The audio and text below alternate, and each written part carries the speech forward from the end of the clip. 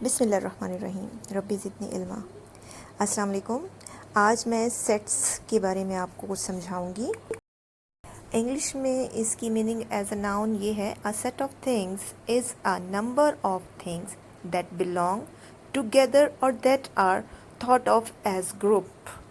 मसलन for example bunch of keys, और अगर हम ये देखें watering set, cricket team of Pakistan की जो क्रिकेट टीम है उनके नाम हम जानते हैं, फ्लक ऑफ शीप। ऐसे ही स्टूडेंट ऑफ क्लास 6 और प्राइमरी कलर्स या रेनबो कलर्स, ये सब मिसालें हैं इसकी। यानी हम यूँ कह सकते हैं कि किसी भी ख़ास फील्ड की चीज़ों का जिसका ताल्लुक एक ही आपस में एक तरह से हो, उनको एक जगह जमा करने को, ग्रुप बनाने को सेट कहते हैं। जैसे कि इस वक्त वेयरिंग सेट है, तो इसमें ये सारी चीज़ें एक ही फील्ड से बिलोंग करती हैं। मैथ्स में ऐसे ग्रुप्स को सेट कहा जाता है। उसकी डेफिनेशन है, a set is any well defined collection of objects. यहाँ वर्ड ऑब्जेक्ट है जिसको मैथ्स में एलिमेंट्स या मेंबर्स के तौर पे वो यूज़ किया जाता है। तो जहाँ भी ऑब्जेक्ट्स की बात आएगी, जो भी उस ग्रुप में चीज़ें होंगी, उन्हें एलिमेंट्स कहते हैं। यहाँ लफ्ज़ वेल डिफाइंड का मतलब है कि जो भी सेट के अंदर एलिमेंट्स हैं वो मुकम्मल तौर पे, वाज़ह तौर पे बयान किए जा सकें, जिनकी कोई सेंस हो, जो कि कंफ्यूज ना करें। इसे हम आगे डिटेल में पढ़ेंगे। मेरे पास मैंने एग्जाम्पल के तौर पे प्राइमरी कलर्स लिए हैं। ये पेंसिल कलर सेट है, इसमें से मैंने प्राइमरी कलर लिए। प्राइमरी कलर एक ऐसा वर्ड है जो ग्रुप को जाहिर कर रहा है, जिसके अंदर 3 कलर्स आते हैं, रेड, येलो एंड ब्लू। यानी मेरे पास प्राइमरी कलर पेंसिल्स का एक सेट है। ये एक वेल डिफाइंड सेट है। वेल डिफाइंड यहाँ पे इस तरह से आप समझ सकते हैं कि मैंने जो कहा है प्राइमरी कलर्स, आप इजीली उसको रिकग्नाइज कर सकते हैं इसके 3 कलर्स को लेके। सेट नंबर्स का भी हो सकता है। जैसे इस वक्त मेरे पास कुछ नंबर्स मौजूद हैं, मैं 1, 2 और इसके साथ 3 और 4 तक मैं काउंटिंग यहाँ रख रही हूँ, तो ये भी एक सेट बन गया। ये भी एक वेल डिफाइंड सेट है, क्योंकि इसके अंदर मैं काउंटिंग नंबर्स लिख रही हूँ 1, 2, 3, 4, और इसमें 4 एलिमेंट्स हैं टोटल, और ये रियल नंबर्स हैं। बाकी मेरे पास ये ब्लॉक्स भी मौजूद हैं, इसका भी सेट बनाया जा सकता है। सेट किसी भी चीज़ का हो सकता है। आप अल्फ़ाबेट्स, इंग्लिश अल्फ़ाबेट्स का भी ले सकते हैं, जिसमें आप वॉवल्स को इस्तेमाल कर सकते हैं। आप कैपिटल लेटर्स का बना सकते हैं। आप इवन नंबर ले सकते हैं, आप ऑड नंबर भी ले सकते हैं, क्योंकि ये सारे नंबर्स लाइज करते हैं। आइए अब हम ये देखते हैं कि इन सेट्स को मैथ्स में लिखा कैसे जाता है। ये इनके लिखने के लिए कुछ रूल्स हैं। मैं साइड पे एक टेबल बना रही हूँ, जहाँ पे हम वो उन वर्ड्स को डिस्कस करेंगे जो हम पढ़ते जा रहे हैं। जैसे अभी हमने वर्ड सेट पढ़ा है कि सेट क्या होता है, हमने ये समझ लिया। हमने समझा कि एलिमेंट्स क्या होते हैं।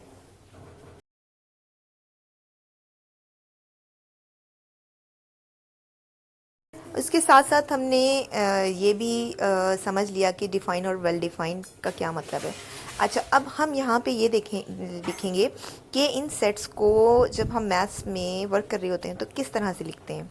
इनके लिखने के बहुत सारे तरीके हैं जो नोटेशन कहलाते हैं। अभी फ़िलहाल मैं आपको ये बताती हूँ कि सेट लिखने के लिए किन किन चीज़ों की ज़रूरत होती है।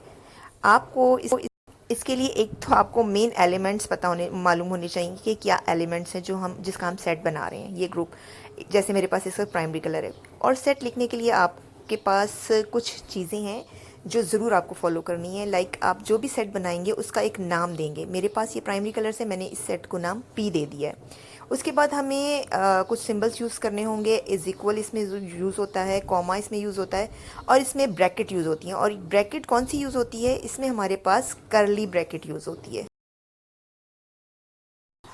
अब वापस आते हैं। सेट्स को 3 तरीके से लिखा जाता है, इसे हम नोटेशन कहते हैं। ये नोटेशन 3 टाइप्स की होती हैं।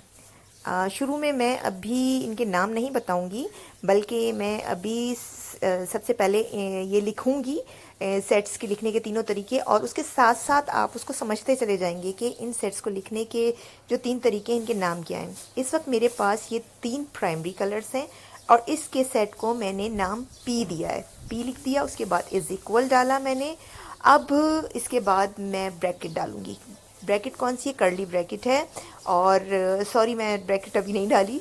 मैंने इसका नाम लिखा, ये क्या है? Set of primary colours. ठीक है, और इसको मैं अभी ब्रैकेट के बगैर लिख रही हूँ, क्योंकि ये नोटेशन बगैर ब्रैकेट की लिखी जाती है। इसके बाद जो दो नोटेशन और लिखूंगी उन्हें मैं ब्रैकेट्स में लिखूंगी।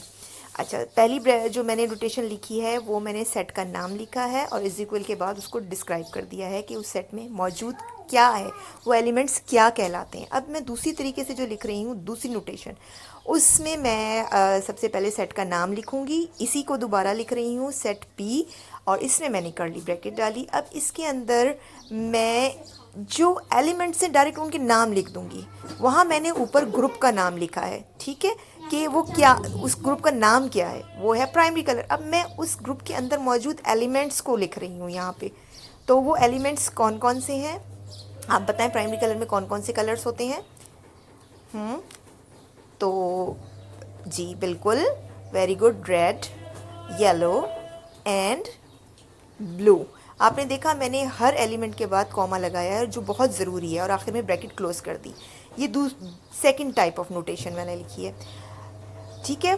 फर्स्ट में मैंने ग्रुप का डायरेक्ट नाम लिखा है, सेकंड में मैंने ब्रैकेट्स के अंदर उस ग्रुप के नाम के अंदर मौजूद एलिमेंट्स लिखे हैं। अब हम आते हैं अपने थर्ड नोटेशन की तरफ। थर्ड नोटेशन को हम लिखेंगे, यहाँ पे आपको एक चीज़ और समझनी है कि जब हम किसी भी चीज़ का नाम नहीं जानते हैं, सपोज़ मैं नहीं जानती कि प्राइमरी कलर मैंने नहीं लिखना है, रेड, येलो और ब्लू मैं नहीं लिख रही, ठीक है, मेरे पास नहीं है ये कलर्स अभी, तो मेरे पास सिर्फ और सिर्फ ग्रुप का नाम मौजूद है। तो ऐसे में जब आप एलिमेंट लिखेंगे, उसका नाम नहीं आता, तो आप उसको एक्स से लिखेंगे। एक्स वाई जेड कुछ भी लिख सकते हैं, आपको ये अच्छी तरीके से मालूम है। जब हम लेटर के एंड में लिखते हैं एक्स वाई जेड, किसी भी चीज़ की वैल्यू नहीं मालूम होती तो हम उसको एक्स वाई जेड किसी भी एक उससे लिख देते हैं। तो यहाँ पे मैं इसको एलिमेंट को एक्स से ज़ाहिर कर रही हूँ, ठीक है। एक्स के बाद जो है, एक्स को मैंने ज़ाहिर किया रेड, येलो, ब्लू, ठीक है, एलिमेंट। यहाँ पे मैंने एलिमेंट को मैं लिख देती हूँ एक्स कहते हैं। अच्छा, अब इसके बाद हम एक और यहाँ पे सिंबल डालेंगे, इसे हम पढ़ते हैं वेयर, यानी कि एक्स वेयर, एक्स है, हमने एलिमेंट लिखा, फिर हमने लिखा एक्स वेयर एक्स इज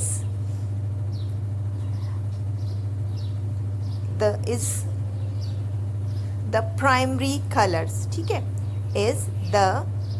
अब आप इसमें कंफ्यूज बिल्कुल नहीं होइएगा, आप x की जगह y भी लिख सकते हैं, z भी लिख सकते हैं, लेकिन आपको ये याद रखना है कि जब हम थर्ड टाइप ऑफ नोटेशन लिखते हैं तो उसमें हमेशा हमारा स्टार्ट कैसे होता है, एक कर्ली ब्रैकेट, उसके बाद हम x और वेयर का साइन ये है, उसके बाद दोबारा हम लिखेंगे x इज द, क्या है यहाँ पे, x is the primary colours, ठीक है। और हम इसके बाद ब्रैकेट को प्राइमरी कलर्स लिख के ब्रैकेट को क्लोज कर देंगे, ठीक है। अच्छा, ये हैं 3 टाइप ऑफ नोटेशंस, इसके नाम क्या हैं, अब हम आराम से इसको डिस्क्राइब कर सकते हैं। सबसे पहली नोटेशन में हमने सेट का नाम दिया है और उस सेट को बता दिया है कि वो सेट ग्रुप क्या है, तो उसको हम कहते हैं डिस्क्रिप्टिव नोटेशन। ये मैंने नीचे लिख दिया है डिटेल में, पहली नोटेशन जो है वो डिस्क्रिप्टिव नोटेशन है, ठीक है। उसके बाद हमारे पास जो सेकंड है, उसमें मैंने इस ग्रुप के एलिमेंट्स का नाम लिखा है, ग्रुप का नाम और ब्रैकेट के अंदर तमाम एलिमेंट्स। जब आप एलिमेंट्स लिखते हैं तो ऐसी फॉर्म को हमेशा टेबुलर नोटेशन कहा जाता है, चाहे वो आप वॉवल्स होंगे तो AEIOU लिख रहे होंगे। इसी तरीके से जो थर्ड नोटेशन है जिसमें मैंने X where X is the primary colours लिखा है, तो ये जो फॉर्म है इसको हम इस तरह भी लिख सकते हैं, ये जो फॉर्म है इसे हम कहते हैं set builder notation, set builder notation. अच्छा, इसको हम दोबारा पढ़ते हैं क्योंकि ये थोड़ी सी और रिपीटेशन की इसकी ज़रूरत पड़ेगी, तो आपको अच्छे तरीके से याद हो जाएगा इंशाल्लाह ताला। अच्छा, अब एक और सेट जो हमारे पास मौजूद है वो मैंने पहले भी आपको दिखाया, वो काउंटिंग नंबर का सेट मौजूद है।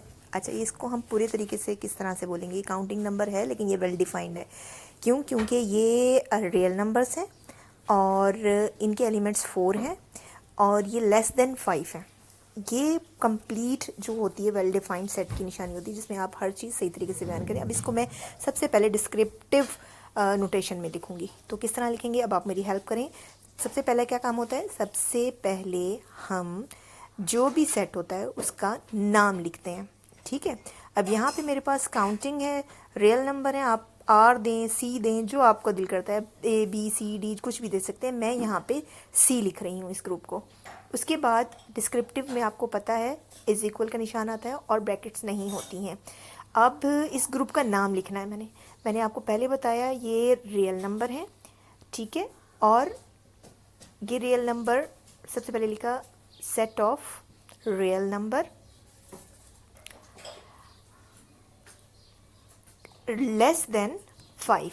इसको कंप्लीट बताना है क्योंकि सेट ऑफ रियल नंबर तो बहुत सारे हैं, वो भी हो सकते हैं, लेकिन इस वक्त जो मेरा सेट है वो है रियल नंबर का जो कि 5 से कम है, तो हम लिखेंगे लेस देन 5।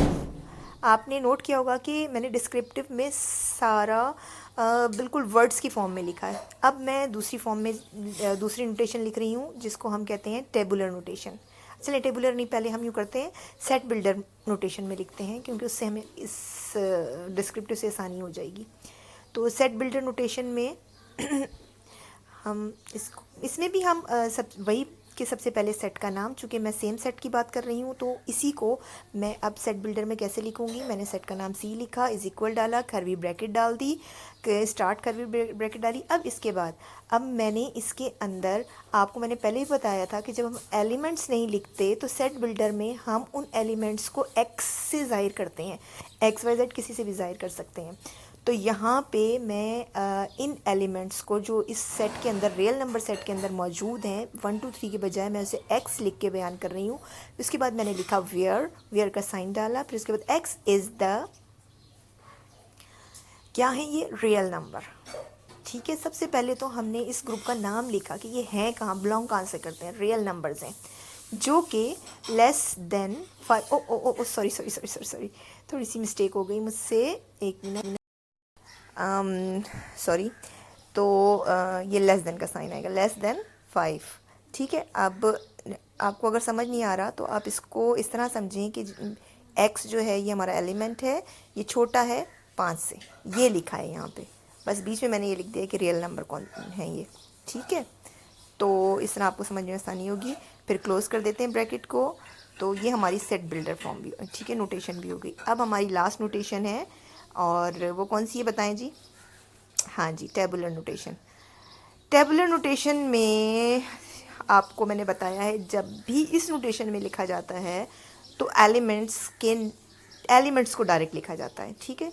यहाँ पे भी मैंने इसी सेट को लिया है और मैं इसको सबसे पहले सेट का नाम दे रही हूँ। सेट का नाम है सी, उसके बाद इज इक्वल के बाद कर्ली ब्रैकेट के बाद हमारे पास यहाँ रियल नंबर्स मौजूद हैं। रियल नंबर किन्हें कहते हैं, ये काउंटिंग 1 2 3 4 को कहते हैं। और रियल नंबर्स के साथ ही मैंने ये मेंशन किया है कि ये रियल नंबर 5 से छोटे हैं, लिहाजा मैं 4 पे आके स्टॉप कर दूंगी और कर्ली ब्रैकेट क्लोज कर दूंगी। आई होप कि आपको ये तीनों नोटेशन अच्छी तरीके से समझ आ गई होंगी। दोहरा देती हूँ, हमारे पास 3 टाइप ऑफ नोटेशंस होती हैं। सबसे पहले हमारे पास डिस्क्रिप्टिव नोटेशन होती है, दूसरे नंबर पे हमारे पास टेबुलर नोटेशन है और लास्ट हमारे पास सेट बिल्डर नोटेशन है, ठीक है।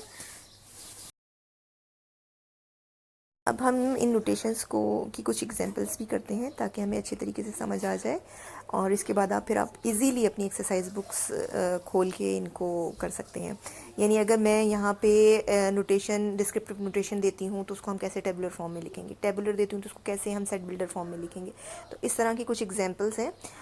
सबसे पहले मैं जो एग्जांपल लिख रही हूँ यहाँ पे वो है मैं यहाँ पे लिखूँगी डिस्क्रिप्टिव नोटेशन और फिर उसके बाद आपको उसको कन्वर्ट करना होगा टेबुलर फॉर्म में, ठीक है। आप रेडी हैं? बिल्कुल, आपने बिल्कुल अलर्ट होके आंसर करना है, सही गलत जैसे भी हो आप बताइएगा। जो समझ ना आए आप मुझे मैसेज कर सकते हैं, मैं उसका ज़रूर आपको रिप्लाई करूँगी। अच्छा, यहाँ पे सबसे पहले मैं लिख रही हूँ अच्छा ठीक है, हमारे पास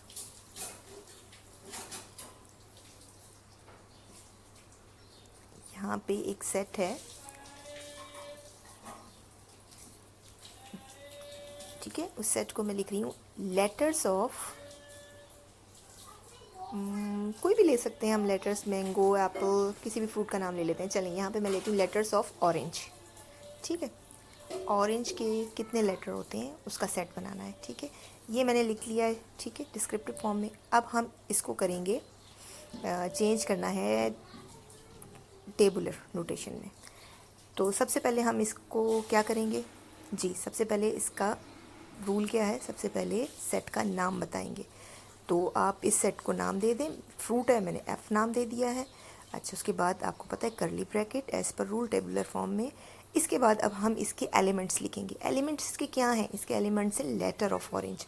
तो लेटर कौन कौन से होते हैं ऑरेंज के, ओ कॉमा आर कॉमा, बिल्कुल नहीं भूलना, don't forget to put comma and, ORANGE। तब हर लेटर के बाद मैंने कॉमा डाला है ताकि पता चल सके कि ये अलग अलग लेटर्स हैं। अच्छा, तो ये जो हमारा टेबुलर सेट है इसके एलिमेंट्स कितने हैं, 1 2 3 4 5, ठीक है। अब हम एक और करते हैं, दूसरी एग्जाम्पल मैं काउंटिंग की ले लेती हूँ। मैं काउंटिंग नंबर लिख रही हूँ, मैं पूरी स्पेलिंग नहीं लिख रही नंबर्स की, मैं नंबर शॉर्ट में लिख रही हूँ। नंबर लेस देन, अच्छा ये रियल नंबर है, ठीक है, समझे, मैंने पूरा लिख दिया, रियल लेस देन 10, ठीक है। अब इसको हम चेंज करेंगे, तो आपको पता है एंड डिवाइडेड बाय 2। अच्छा, ऐसे नंबर हैं जो कि 10 से कम हैं और 2 से डिवाइड हो सकते हैं, इसको आप गौर से समझें, ठीक है। तो सबसे पहले आप काउंटिंग लिख दें, 1 से लेकर 10 तक लिख दें। अब उनके अंदर आप रफ में इस तरह करें, उनके अंदर आप अब वो नंबर सेलेक्ट करते जाएं जो 2 से डिवाइड हो सकते हैं, ठीक है। तो आपको एलिमेंट्स मिल जाएंगे। तो मैं इस ग्रुप का नाम लिख रही हूँ ई, और उसके बाद अब मैं यहाँ से ऐसे नंबर्स जो 1 to 9 के दरमियान है और 2 से डिवाइड हो सकते हैं, ठीक है, 10 से छोटे हैं, तो मैं लिखती जा रही हूँ 2 4 6 8, 8 के बाद 10 आता है, 10 चूँकि 10 से छोटे नंबर है तो मैं क्लोज़ कर दूँगी ब्रैकेट को। ये देखें, इस तरह से चेंज कर लिया हमने। इजी है ना, बहुत आसान है, आप थोड़ी सी प्रैक्टिस करेंगे आपको बहुत जल्दी करना आ जाएगा। चलें, हम अब एक और एग्जांपल करते हैं।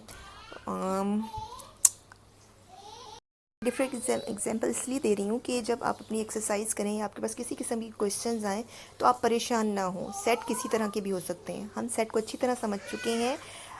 सबसे ज़्यादा वर्कआउट करना पड़ता है नोटेशंस को समझने के लिए और उनको एक नोटेशन से दूसरी नोटेशन में कन्वर्ट करने के लिए। आपको नोटेशन लिखना आ जाए बहुत ईजी हो जाता है। यहाँ पे मैंने एक और सेट लिखा है, मैं लिख रही हूँ मल्टीपल्स ऑफ 5, और आगे मैं लिख देती हूँ लेस देन 30। पहले मैंने डिवाइड किया था, अब मल्टीपल लिख रही हूँ, ठीक है। तो इस तरह से भी आ सकता है। अब सबसे पहले हमने इसके सेट का नाम लिखा, A is equals to curly bracket डाली। अच्छा, मल्टीपल्स ऑफ 5, इट्स मीन आप टेबल ऑफ 5 फ़ौरन स्टार्ट कर सकते हैं जब मल्टीपल्स आता है। 5 का टेबल स्टार्ट किया और लिखना शुरू किया, मगर हमने कहाँ तक लिखना है ये भी यहाँ पे बताया गया है। 5 10 15 20 25, क्या मैं 30 लिख सकती हूँ, नहीं, क्योंकि लेस देन 30 है तो हम ब्रैकेट क्लोज कर देंगे। यहाँ पे भी हमारे पास 1 2 3 4 5 एलिमेंट्स का सेट मिला है, सेट ए। आई होप कि आप लोगों को बहुत अच्छे तरीके से, अब आप अपनी बुक्स की एक्सरसाइज बहुत इजीली कर सकते हैं। जो समझ ना आए आप मुझे मैसेज कीजिए, मैं आपको ज़रूर उसका रिप्लाई दूंगी। अब मैं बताती हूँ कि सेट बिल्डर नोटेशन में अगर आपके पास कोई क्वेश्चन आता है टेबुलर फॉर्म में तो कैसे सेट बिल्डर में उसको कन्वर्ट करके लिखेंगे। यहाँ मेरे पास एक सेट है ओ, और उसमें मैं लिख रही हूँ 1 3 5 और 11 तक। इसमें आपको मैंने डॉट इसलिए डाल के बताए हैं कि आपको अच्छी तरीके से अंदाज़ा हो कि सेट को इस तरह लिख सकते हैं। इसका मतलब ये है कि ये वैसे भी आपको देख के लग रहा है कि कौन से नंबर हैं, ऑड नंबर हैं। ये ऑड नंबर 11 तक हैं, यानी 1 3 5 और उसके दरमियान 7 और 9 भी इंक्लूड है और 11 तक है। अब इसको मैं चेंज कर रही हूँ सेट बिल्डर में। आपको पता है कि हमेशा एलिमेंट्स के लिए एक्स लिखा जाता है, तो मैं सबसे पहले एक्स लिखूँगी, फिर उसके बाद जहाँ पे वेयर का निशान डाल के मैं लिखूँगी एक्स इज़, उसे एक्सप्लेन करूँगी क्या है एक्स इज़ द, कौन से नंबर है ये, ऑड नंबर, ऑड नंबर। यहाँ पे एक्स जितने भी ये एलिमेंट्स हैं ये ऑड नंबर है। अब उसके साथ एक और चीज़ वाज़ा तौर पे है कि ये ऑड नंबर कहाँ तक हैं, कंटिन्यू हैं या यहाँ पे कोई लिमिट दी हुई है। जी हाँ, ये ऑड नंबर लेस देन 13 है, यानी 13 जो ऑड नंबर आता है उससे छोटे हैं। तो इस तरह आप आराम से इसको सेट बिल्डर फॉर्म में लिख सकते हैं। अच्छा, इसके लिए मैं एक दो और एग्जांपल्स आपको देती हूँ ताकि आप इजीली क्वेश्चंस कर सकें। जितनी प्रैक्टिस आप करेंगे आपको उतना ज़्यादा जहन नशीन होता जाएगा। अच्छा, दूसरा सेट मैं कुछ इस तरह से बनाती हूँ कि हमारे पास चलें ठीक है, ये भी सही रहेगा आपके लिए। सेट एम मैंने बनाया है, उसके अंदर मैं लिख रही हूँ, टेबुलर फॉर्म में लिख रही हूँ। मैंने लिखा जनवरी, जून, ओह, जुलाई, ठीक है। अच्छा, अब ये जनवरी, जून, जुलाई में क्या करना है हमें कि हम इसको सेट बिल्डर में कैसे चेंज करेंगे। सबसे पहली बात, सेट का नाम लिखा और एक्स, वेयर एक्स इज़, क्या है ये क्या है, ये नेम ऑफ मंथ्स हैं, तो यहाँ लिखा नेम ऑफ मंथ्स। मगर ये क्या सारे नेम ऑफ मंथ्स हैं? नहीं, यहाँ पे एक ख़ास बात नज़र आ रही है, ये वो हैं जो जे से शुरू हो रहे हैं, तो लिहाजा हम लिखेंगे name of months started with letter J, ठीक है। तो इस तरह से आप सेट को कंप्लीट करके लिख देंगे, ठीक है। समझ आ गया आपको? अच्छा, अब हमने अच्छा खासा रिव्यू कर लिया है, हमने हर चीज़ को बार बार दोहराया है। अब मैं जाने से पहले एक दफ़ा वेल डिफ़ाइंड को अच्छे तरीके से रिव्यू कर दूं ताकि आपको उसकी भी समझ आ जाए।